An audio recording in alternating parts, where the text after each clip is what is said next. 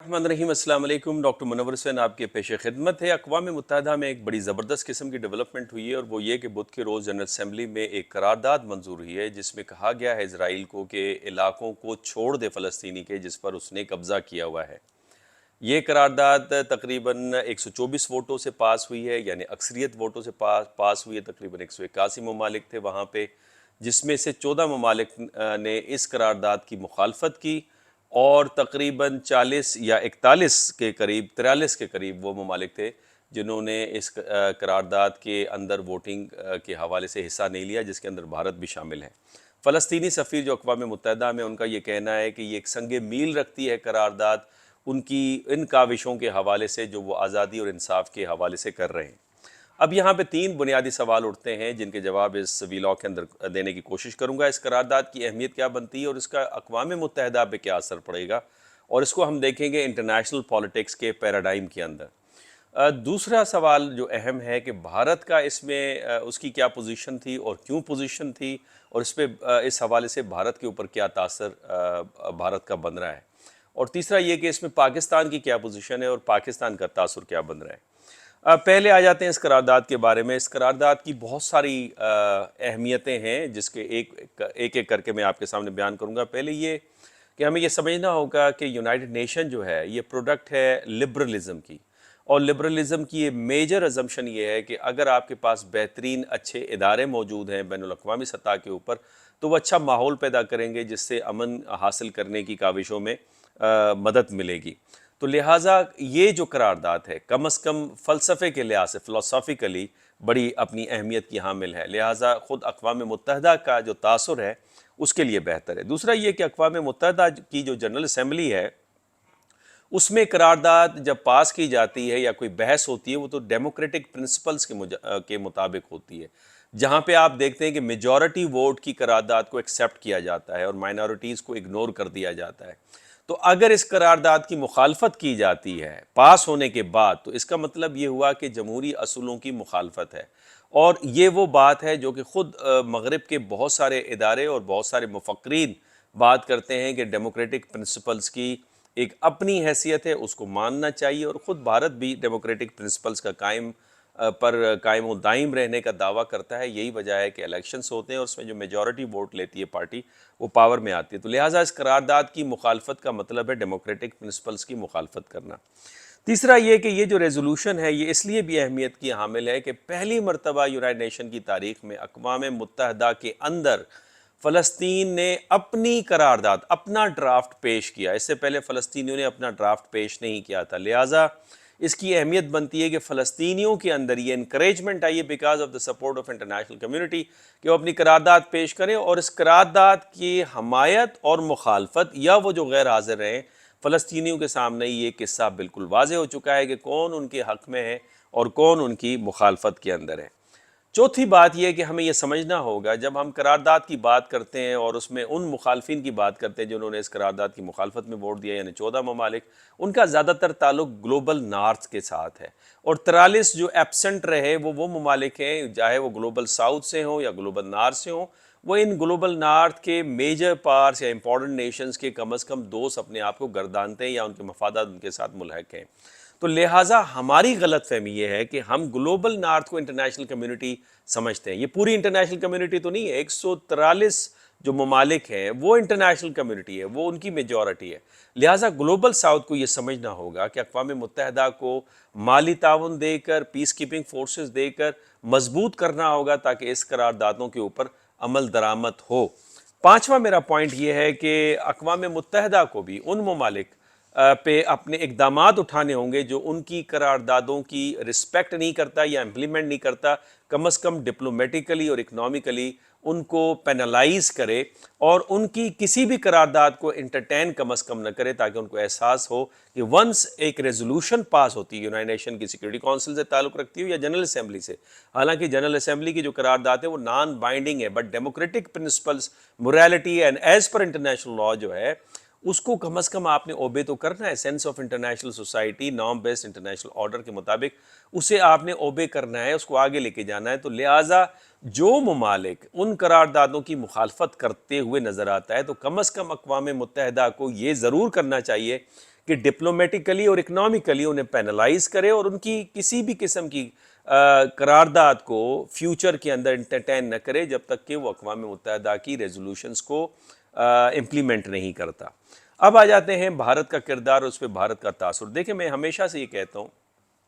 کہ آپ روگ اسٹیٹ کسے کہتے ہیں؟ پہلے اسرائیل پہ آ جاتے ہیں۔ جب آپ انٹرنیشنل لاء کو ڈینائی کریں اور ڈینائی اس طرح کریں کہ پرائی زمین کے اوپر قبضہ کریں، لوگوں کو ماریں، ایتھنک کلنزنگ کے مرتکب ہوں، پراپرٹیز کو تہس نہس کریں، جرنلسٹ کے اوپر اٹیک کریں، ہاسپٹلز اور اسکولز کے اوپر اٹیک کریں، یونائٹڈ نیشنز کے کیمپس کے اوپر اٹیک کریں، اقوام متحدہ کے جو کارندے وہاں پہ ویلفیئر کا کام کریں ان کے اوپر حملہ ہو، تو اسے ہی تو روگ بیہیویئر کہتے ہیں بنیادی طور کے اوپر۔ یا جو پولیٹیکل لیڈرشپ ہے کسی علاقے کو جس کو آپ کالونائز کرنا چاہتے ہیں، اس کے پابندے سلاسل کر دیں، ان کو رائٹ جو پولیٹیکل اینڈ سول رائٹس ہیں ان سے ان کو محروم کر دیں، فریڈم آف اسپیچ سے محروم کر دیں، وہ اپنی رائے کا اظہار نہ کر سکیں، تو اسے ہی تو روگ اسٹیٹ کہتے ہیں۔ اور روگ اسٹیٹ کیسے کہتے ہیں؟ لہٰذا بھارت کو یہ سمجھنا ہوگا بھارت ایک ابھرتی ہوئی طاقت ہے، اور اس کو ہم سینٹرس آف پاورس میں تو نہیں گردانتے، لیکن کم از کم جو مڈل رینج پاور ہے اس میں سب سے اول فہرست کے اندر بھارت آتا ہے، اور بھارت بڑی تیزی سے اس اسٹیٹس کو گین کرنے کی کوشش کر رہا ہے۔ تو اس طرح کا جو تاثر ہے بھارت کا وہ بھارت کے لیے اچھا نہیں ہے۔ پہلی بات تو یہ۔ دوسرا یہ کہ لگاتار ڈینائی کرنا یونائٹڈ نیشن کی ریزولوشنز کو امپلیمنٹ کرنے سے، چاہے وہ جنرل اسمبلی کی ہے، سیکورٹی کونسل کی ہے، چاہے وہ کشمیر کے معاملے پہ ہو یا فلسطین کے معاملے پہ ہو،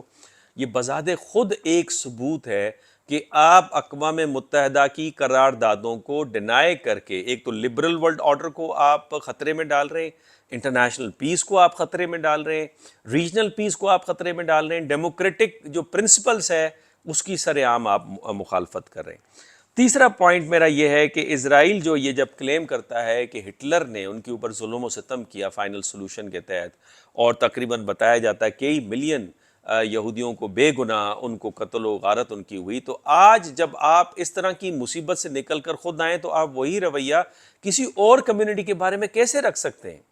یہ بہت بڑا سوال اٹھتا ہے کہ آپ کی اپنی مورل جو پوزیشن ہے وہ کہاں رہ جاتی ہے، جو آپ راگ الاپتے ہیں کہ ہمارے ساتھ ظلم اور ستم ہوا اور اس کی بنیاد کے اوپر پورے گلوبل نارتھ اینڈ یورپ کے اندر آپ ہمدردیاں سمیٹتے ہیں۔ جب آپ وہی رویہ فلسطینیوں کے حوالے سے رکھیں گے، یا مثال کے طور پہ بھارت کا یہ کلیم کہ ہم نے کلونیل ٹائمز میں ہمیں لوٹا گیا، ہمیں پلنڈر کیا گیا، ہمارے ساتھ زیادتیاں ہوئیں، اور آپ خود ایک علاقے کو کالونائز کر لیں کشمیر کو، تو اس صورت میں آپ کا یہ جو موقف ہے، جو مورل آپ کی جو اسٹینڈنگ ہے، وہ کہاں پہ کھڑی ہوگی؟ یہ ایک بہت بڑا سوال اٹھتا ہے۔ تو لہٰذا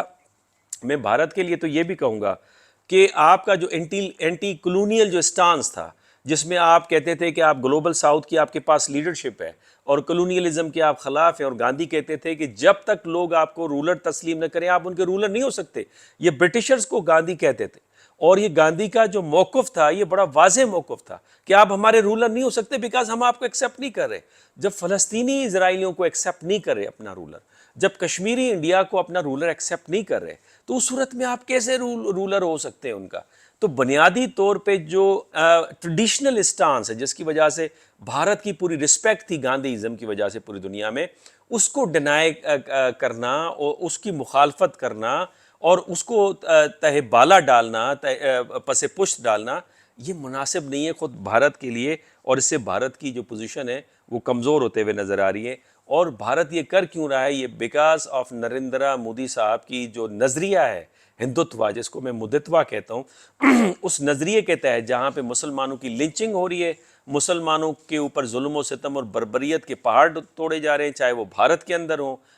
بھارت کے اندر آئے دن کوئی نہ کوئی خبر آتی ہے، اور اس حوالے سے آپ نے دیکھا کہ پوری دنیا میں جو بھارت کا جو تاثر ہے وہ اس سے متاثر ہو رہا ہے بری طرح سے۔ ایران کے جو روحانی پیشوا آیت اللہ خامنہ، انہوں نے ابھی ریسنٹلی اسٹیٹمنٹ دی کہ بھارت جو ہے اندر نریندرا مودی کی حکومت بھارتی مسلمانوں کے ساتھ ظلم و ستم اور بربریت کا رویہ اختیار کیا ہوا ہے، جس پہ جے شنکر نے ناراضگی کا اظہار بھی کیا کہ خود ایران کے اندر کے معاملات کو دیکھیں۔ بہرحال بھارت کا جو چہرہ ہے اور بھارت کا جو تاثر ہے وہ نیگیٹو ہوتا جا رہا ہے، اور اس حوالے سے میں اپنے عرب دوستوں سے ہی پوچھتا ہوں کہ آپ یہ سمجھتے ہیں کہ بھارت ان کا پارٹنر بنے گا؟ بھائی بھارت اپنے پڑوس میں پڑوسیوں کا پارٹنر نہیں ہے۔ اب بنگلہ دیش کی حالت آپ نے دیکھ لی کہ اس وقت کیا بنگلہ دیش کے اندر موومنٹ چل رہی ہے۔ نیپال کی آپ نے حالت دیکھ لی کہ وہ بارڈر کے اوپر ایشوز ہیں، اپنا نقشہ جاری کیے ہوئے بیٹھے ہوئے۔ مالدیو کے اندر آپ نے دیکھا محمد میزو کی تحریک، سری لنکا جو جزیرے کے اوپر پریشان حال ہے اور پاکستان کے ساتھ تو ویسے نہیں بنتی، تو اپنے پڑوس میں جس ملک کی نہیں بنتی اور وہ پارٹنر نہیں ہو سکتا تو وہ باہر جا کے کیسے پارٹنر بنے گا آپ کا؟